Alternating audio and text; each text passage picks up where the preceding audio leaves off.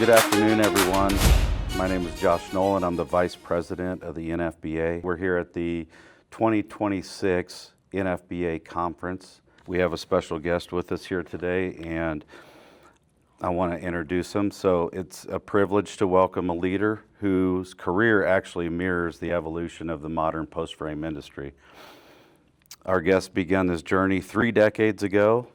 That's not meant to be any joke on your age or anything, but not in the executive suite, but in the field. He worked as a crew foreman building structures.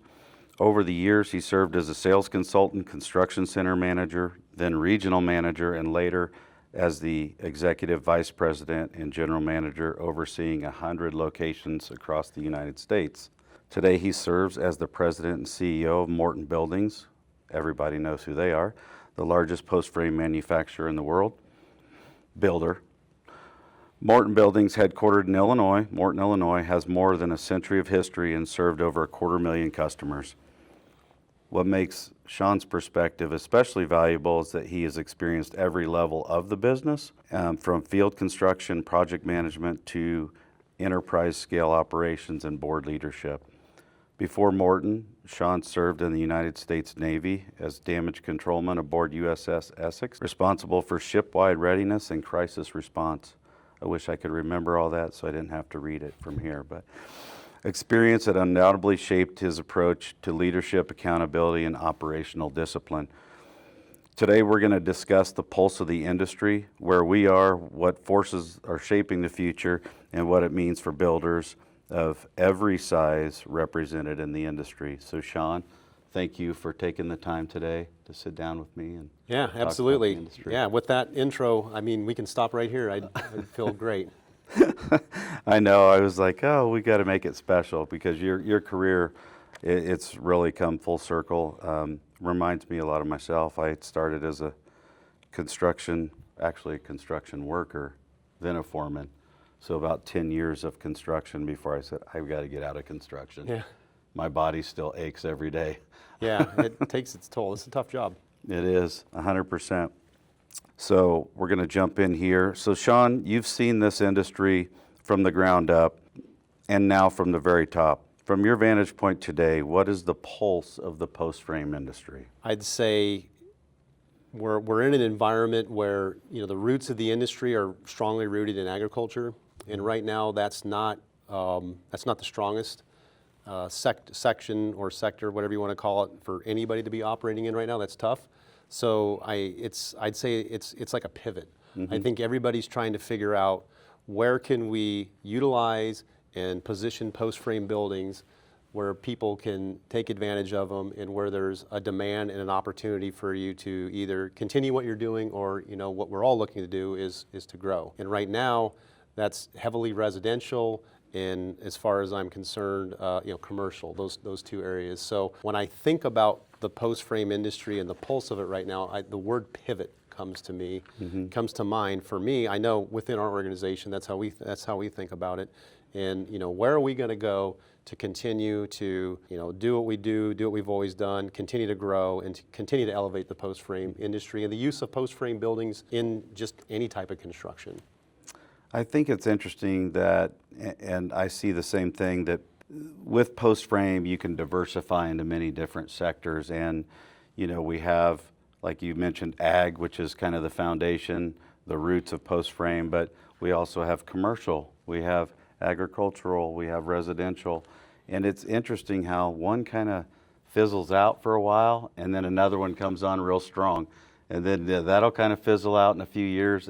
Yeah. Have you noticed that as well? Absolutely. Well, what I see happening is the crowd just runs around to wherever the hot place is. Mm-hmm. And if you know, that's okay to go over where the opportunities are, but you don't want to give up on where you've been. So when the pendulum swings, if you will, back to that area, you're positioned well to continue to take advantage of those opportunities when they do come back. So that's what I kind of mean about pivoting, but then kind of remaining diversified, because you don't know at any given time what's going to be hot and what's not. You want to be positioned in a way, though, that if any one of those moves, you can pivot and or take advantage of where that opportunity comes. So you don't want to kind of give up on those skills or those capabilities And just like, I liken it to like a bunch of kids with a ball in a schoolyard. Wherever that ball goes, that whole crowd just follows it around, right? So you kind of tend to see that happening. But I caution against that, because when something else comes back online or returns,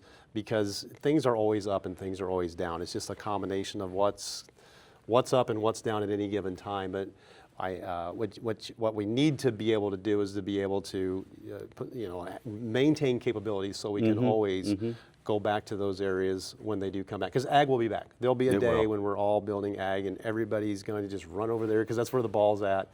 And I'd kind of caution against that. I'd make sure you keep a good portfolio of these projects moving at all times, and set some minimum maybe expectations of what you want that mix to be. I think it helps insulate a company against these ups and downs that we currently experience, that sometimes happen in terms of days, not weeks and months right now. So yeah, maybe if you're gravitating now to the barn door market, hey, remember, ag's coming back. Yeah. So don't give up on it. There's still a lot there too. Right. Speaking of barn doors, and this isn't a barn door specific question, but it kind of reminds me of it. But are the customer expectations changing? And I mean in terms of speed, design complexity, or level of finish. Probably all of those. Speed, I don't know about that one. I think everybody'd like to have anything as quick as they can get, but I think we're coming in a world where, we used to always make a decision on who we're going to do business with by who could deliver it the quickest. Well, with supply chain issues globally and domestically in COVID, I think everybody kind of got over that speed thing, and it was more like, I just want to place in line and know that I'm going to get something and when that's going to be. So it's probably more around accuracy of when is it really going to be delivered, whether it's in 2 months or a year. I think they just want to know up front what the time frame is. But when it comes to increased complexity, absolutely. I think there's just more content out there than ever as to what the possibilities are with post frame, and in particular in barn dominiums. And people see one design and they want to make it a little bit nicer and better and fancier. Then the next person takes that and adds something to it, and the next thing you know, who knows what you have. But I think there's a lot of that going on. So flexibility, uniqueness, all those things are leading to definitely increased complexity. Yeah, that's kind of what I see as well. How do you think the competitive landscape has changed in the last 5 or so years? 5 or so, I think it's been somewhat gradual, but maybe a little bit longer term than that. I would say, if you go back in time, and you said I've been around for a while, so I'm going to lean back on it. There was a lot of builders that had big name brands that you're probably all familiar with. Morton's one of those. There's others like us. And what has happened over time is there's been a lot more local companies that have entered the market, and they have been very good at providing these, in some cases, custom designs or differentiators. And there's a lot of what I just call localization. In any given market, the biggest, most dominant builder is probably some sort of local builder that started right there in that market. That's probably the dominant builder who's getting the most units, and in most cases the most volume. And anywhere that we compete, we are likely not the most dominant builder that's getting the most volume or buildings. In any one of our 100 locations that you mentioned earlier, it's probably a local builder that is. So from a competitive standpoint, from someone like me, I look at two things. One, there's an incredible market out there for these local builders, and with our Morton Post Frame Supply Division, we have a lot of other companies that supply a lot of these, and we're trying to get good high quality products and supply chains built up so they can get some of the best stuff and succeed. But from a competitive standpoint of Morton, we look at that from the standpoint of not another large organized builder that might look like us. It's going to be that local builder is probably the one that is the one that we have to compete with the most in order to gain a customer or a project. It's kind of interesting that you say that, because I was really leaning into talking to you about consolidation. Like, do you feel companies are buying other companies and consolidating and finding that as a way to a meaningful way to expand, so to speak? Do you see any of that? Yeah, there's a bit of that going on. I mean, we're one of them. probably one of the larger ones that have done some of the most activity over the past few years. I don't think that's a big secret, but this industry is probably ripe for that.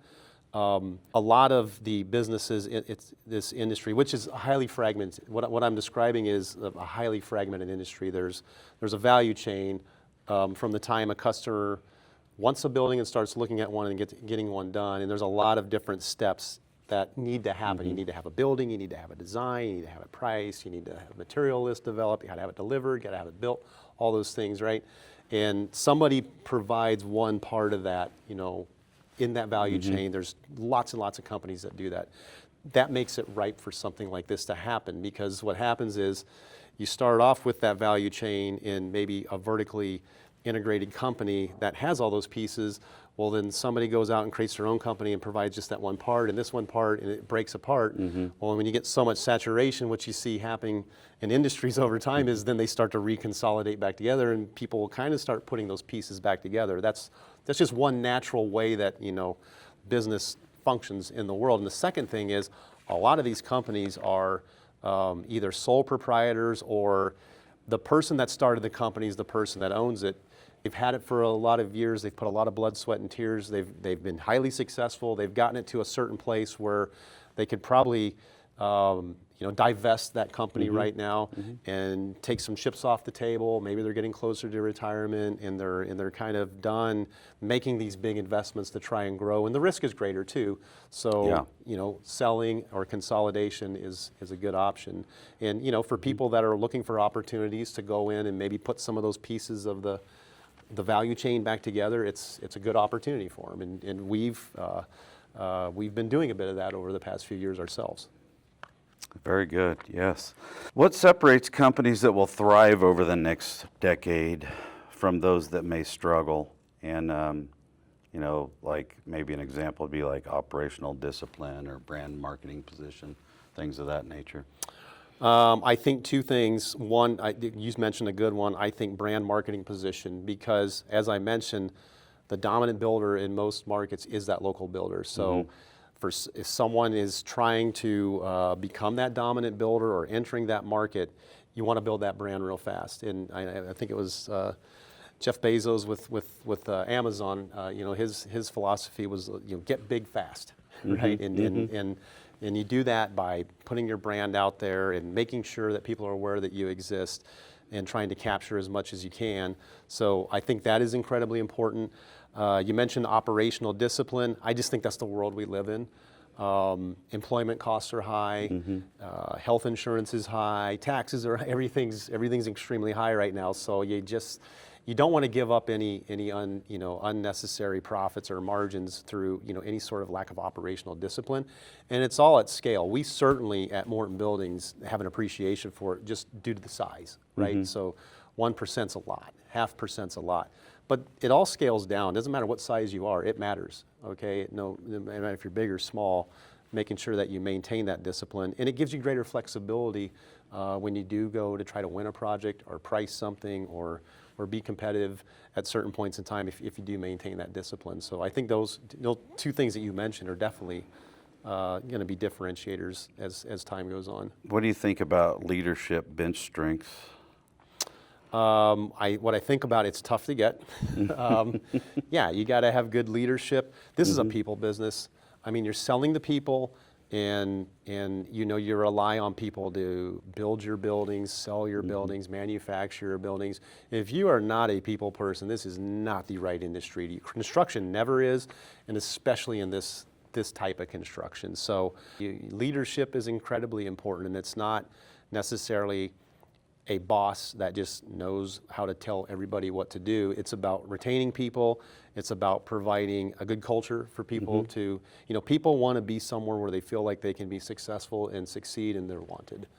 And good leaders provide that. So, I'm always doing things that try to make us look the most attractive, so that the best talent that's available might be interested in coming and joining our team. I think we're all interested in grabbing the best talent that's available out there and then keeping it forever. And that helps you do all these other things that we were talking about, strengthening your brand, maintaining. You can't do those if you don't have if you don't have great people. Right. And you do have a lot of great people working for you. I know that. Labor continues to challenge the entire construction sector. How are you approaching workforce development at scale? We self-perform at Morton Buildings, so we have a very large crew force. We have over 250 crews, and that's a lot of trucks rolling around, and that's a lot of square miles that we're covering, a lot of autonomy, if you will. But we develop people from day one. They are onboarded with a professional in-person onboarding session to get them familiarized with the company. I think it starts with onboarding so that they're familiar with the company that they're working for. They understand what the shared values are. They know how their benefits work. I think that's part of people development early on. And then helping them get better at their craft or their skill by teaching them, how we do what we do. Crew labor is that's the toughest one. As we said when we started this, it's one of the toughest jobs that I think there is in existence, is building one of these post-frame buildings. And people want to know what's expected of them, and they want to know that you're going to provide them with the direction and the training on being able to get done what you need to get done. And we kind of lay that out for them the day they start with us. We show them what the schedule is going to be, what all training sessions they're going to attend, and at what point that's going to happen. And then we even lay out what their wage growth is going to look like we call it the Morton 36. It's the first 36 months that they work for us. It is all mapped out, their wage growth, their professional growth, and where they're going to go. And our goal is to make them as effective as possible, as quick as we can. And but there's still hard work to be done. You still have to treat people good and all those things like we talked about earlier. But I think people want to just want to know what's expected of them. You brought up so much good stuff. I mean, I was going to ask you about culture versus compensation, but you addressed those already, like both of them. Like, you got to have it's both. very important, Yeah. and so I definitely appreciate that. What leadership traits do you think are most critical in today's environment? Wow, that's a good one. I think I'll just tell you personally, and for me, it's I want to maintain what I call a sense of integrity, and that is I know I can walk around and have conversations with everybody, and there's no, oh boy, I hope this doesn't come up or they don't ask about this. I think everybody in our organization should know exactly where we're going, what's going on, how we're performing, if it's good or if it's bad. And sorry if the bad news doesn't hit well sometimes, but I always tell everybody, especially salespeople, when I was managing salespeople, even customers, people want to hear news.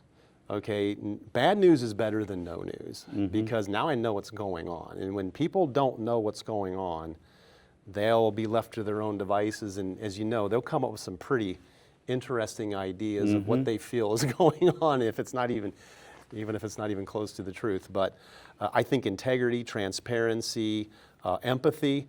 I think one of the you mentioned earlier a lot of my experiences. I've built these buildings before. I know when it's cold out there what that's like.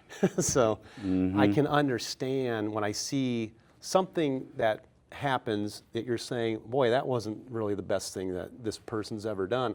I can kind of relate to how we ended up there. Right. And I'm not saying that was the right decision, but I'm not overreacting as a result because, I have some empathy for what's going on, mainly because I've been there and I kind of know how they're feeling. But I think, that's another characteristic you have to present, is just to not overanalyze and, condemn people. I think people should have room to make mistakes. And because we learn a lot from our mistakes. Now, we don't need to be making them time and time again. That becomes negligence on somebody's part at some point. But, giving people some room to make mistakes sometimes also gives them room to do some pretty extraordinary things too. You were talking in the perspective of leadership, your leaders and your employees, when you were talking about, communication and people just want to know. And I'm also thinking about the customers. The people listening to this session, this podcast, their customers. Just communicate with them. Like most of the time, it's like if you're having Yes. troubles, it's probably because you didn't communicate well, good or bad, right? It's the people business, yeah, and it doesn't matter if they're people that work with you or for you or they're customers. People just want information. They want to know what's going on, whether or not it's what they have wanted to happen. They may not like the answer, but it's an answer. So before we wrap up, I want to ask one more question because this one I think is going to just be fun. I can't wait. Oh boy. Yeah. Where do you see the greatest innovation opportunity in post-frame over the next 5 to 10 years? What do I think is really going to happen and what I would like to see happen might be two different things, but I think on the front end of this thing, in what we need to do and what I think I see happening, and we're putting a lot of, and you're well aware of this, we're putting a lot of investment into this. It's just that engaging the customer up front in a way that they can, help them figure out what it is they want, because we're working with people that see a lot of ideas, but it's there's like a translation breakdown between a customer getting with a salesperson or with a company initially and trying to communicate to them what they want so that that person can then give them back what they need, a budget, price, whatever, can we do this or not? And I think there's an opportunity for technology to come in. And on our front end, I think we just need to leverage more technology, whether it be things that are already in existence, whether they be configurators, but I think AI can help speed that process up and not make it so much throwing the ball back and forth with waiting on an answer and trying to get a hold of. People are hard to get a hold of, right? So how can we enable a customer to kind of go through a sales process as much as possible and get as much information as they can while remaining autonomous? Now, we want to know who they are some way, somehow, but I think, if you're a person that's building trust like that and you're delivering them value that way, they're going to become visible to you at some point in time and be able to work with them. So on a personal or selfish basis, I don't know what you want to call it, but one thing I'd like to see is, I think, a little more environmental consciousness on everybody's part in how much waste, what are we throwing in dumpsters. When I drive around to a lot of these post-frame job sites, I see a lot of plastic blowing around and a lot of, quite a bit of excess going in the dumpsters, which, by the way, there's probably a good opportunity to curtail. Somebody's paying for it, right? If it's going into that dumpster. Right, exactly. And, we are using some natural resources here with steel and wood and everything, so, let's not overuse. And let's do our part to try to be a little bit more conscious of that as we move forward. I don't think we've been an industry that's been that's not really been, out in front of us and has not been talked about a whole lot in the past, but we're getting pretty big and we're using a lot of resources, so a little more responsibility there would be something I'd like to. Yeah, I don't know if you call it that, but I just I feel like we do have a responsibility to be mindful of those things.